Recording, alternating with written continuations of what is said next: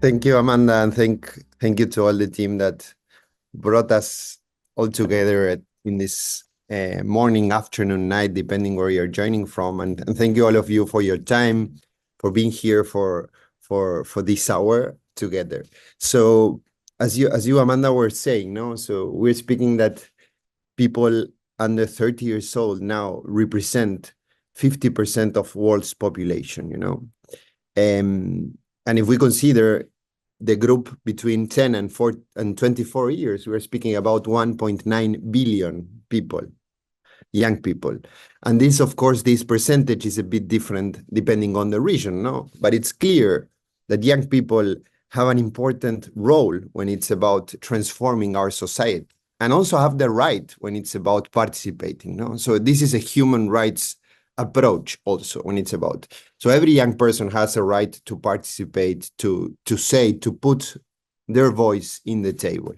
Thank you so much for those opening remarks on youth empowerment. So we'll hand it over to Richa for her thoughts. Thank you so much, Amanda, and thank you, Felipe, for the powerful beginning. Extremely grateful to be here as well as a young person, and I'm so grateful to everyone who has showed up, who's watching us online. I think when I first heard the question, the first thing that came to mind was that young people are at the heart of change at a global scale, because any big shift that happens globally affects us usually the first and also the most. And therefore, for example, in India itself, we have 300 million, more than 300 million young people. We are one of the youngest countries in the world, and any countrywide policy or challenge is tackled by young people at the local level, and young people also remain the most affected by these policies and challenges. The one thing that comes to mind is COVID, for example, when everything was shut, schools were shut, it was very difficult to get healthcare to the most remote regions of the world. It was young people, especially around me in India, who stepped up in the communities, fearlessly brought ration and all kinds of things to the last mile to make sure that people, the most vulnerable people and communities, had the basic necessities in such a difficult time. And also, this applies to education as well. So many of the children that we work with through my nonprofit Labhya, we saw that they were bringing all the mindfulness and well-being exercises to their homes to speak with their parents, to make life a little bit easier amongst all the unemployment and all the challenges that they were faced with during the 2 years of, fear and disease. And so I think a lot of that has really manifested in itself, and we've seen young people make those changes.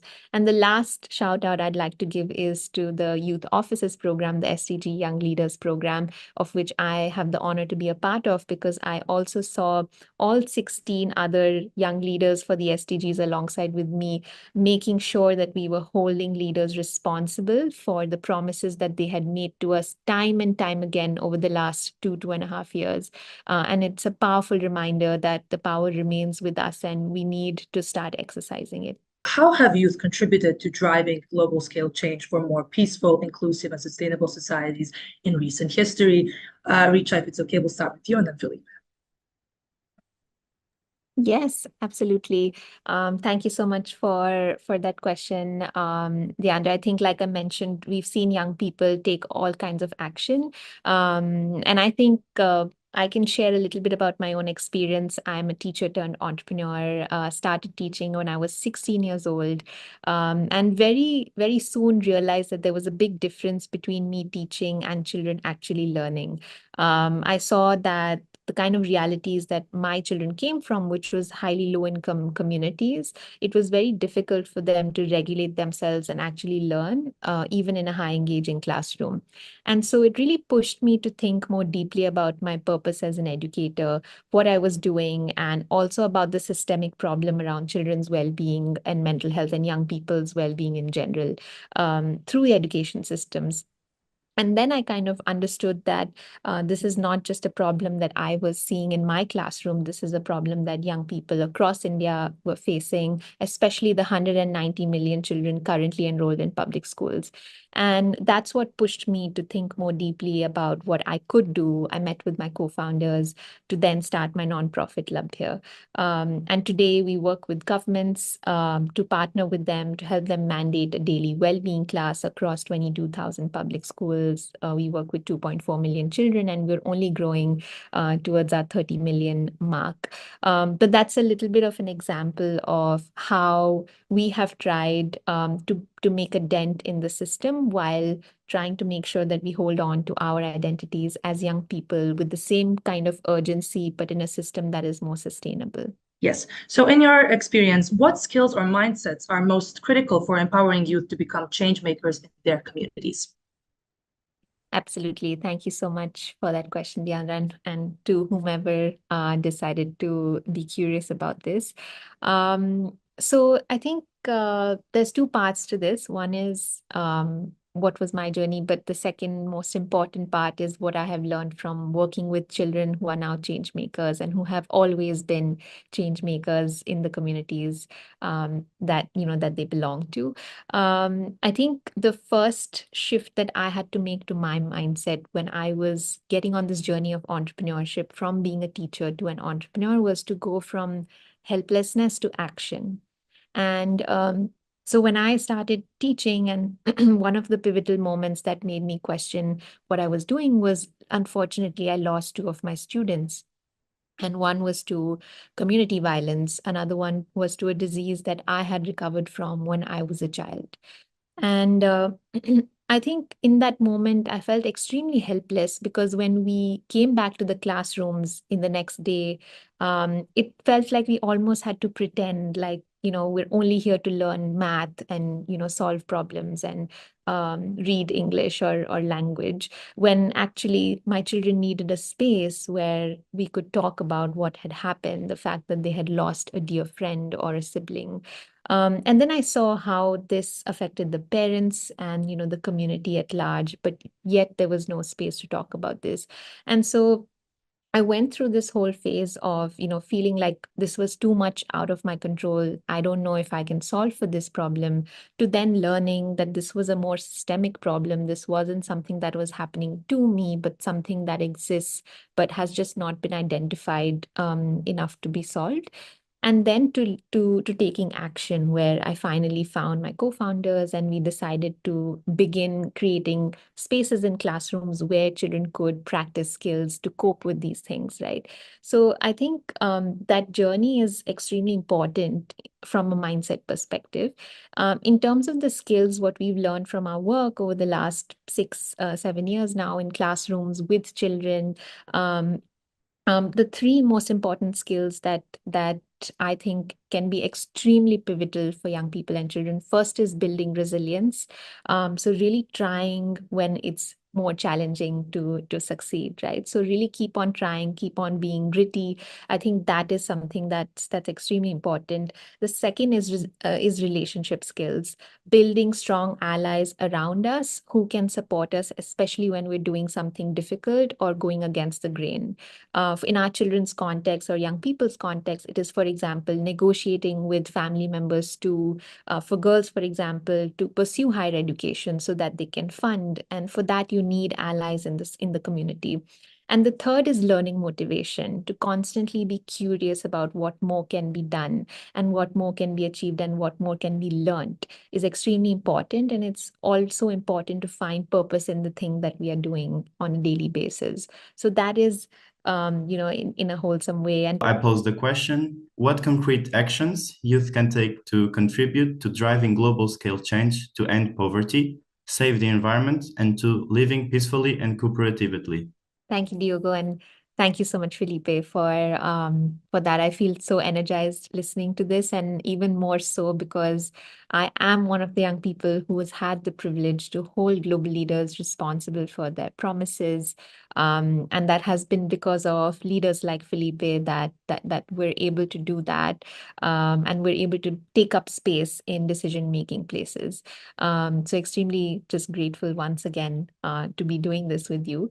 I think in my my experience, the concrete actions that young people should take, most young people are already taking, but many young people are not recognized for the work that they're doing. So I hope that this discussion and movements like these make sure that the concrete steps young people are taking come into the spotlight as much as possible.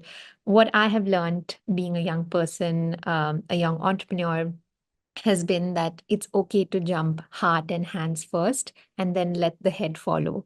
And what I mean by that is it's all right to take an action in a smaller way today with your intention and build expertise with your experience later on, right? So oftentimes us as young people, we feel, especially in decision-making spaces, that we are not experienced enough or that, we don't know enough to be in these spaces. But it's important for us to know that our intention and our lived experience is as important as people's expertise. And keeping that in mind at all times is extremely important. The second advice or thought I have has been to, like Felipe said, to build community, to find allies, and then to be fearless about what we're doing and taking up space. I think that is something I have had to unlearn as a person, as a young woman, especially from India. But I think over the years, allies, community members, cheerleaders have supported me to take up more space. The third has been to not be afraid to mobilize resources for the work that we do, right? Oftentimes, us as young entrepreneurs or educators, we feel like there's only so much we can work with. But don't be afraid to ask. Don't be afraid to ask for space. Don't be afraid to ask for money, for funds, for resources, for physical resources to make sure that the impact that you want to have is had. And lastly, as we all are proximate to problems, pick a problem that you want to marry, not the solution, right? Solutions can change. The way we tackle problems can change. The scale at which we do that can change.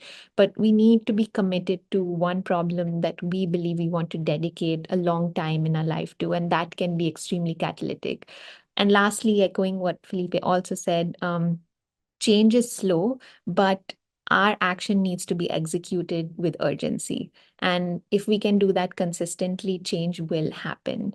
And the great privilege we have as young people is we don't have the burden of a reputation. We can just do what is right fearlessly. And I think we should keep doing that. Richa, what advice would you give to young people who want to help underserved children access quality education,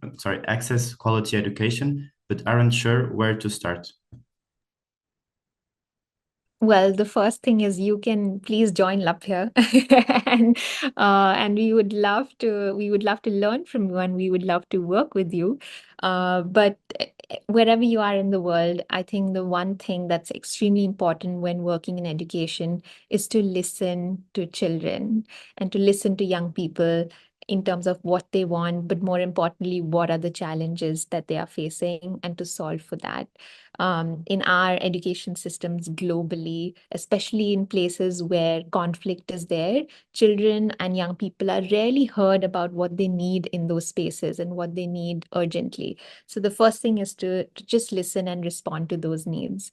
The second is to understand the problem very deeply and also understand the system of education very deeply. Knowing the public education system, how it functions, at what scale, and what are the key levers in the system was extremely important for me when we were starting to build Labhya. And we deliberately chose to work with governments, even though it has been extremely challenging, because that's where we knew most of the change would happen. And that's also where we found some really well-intentioned education champions who just needed some support, right? And the second thing is to focus on outcomes. Oftentimes, when we work in education, it is really important to, of course, understand the stories, but what's even more important is to keep our eye on the outcome. Ultimately, we want young people and children to be skilled.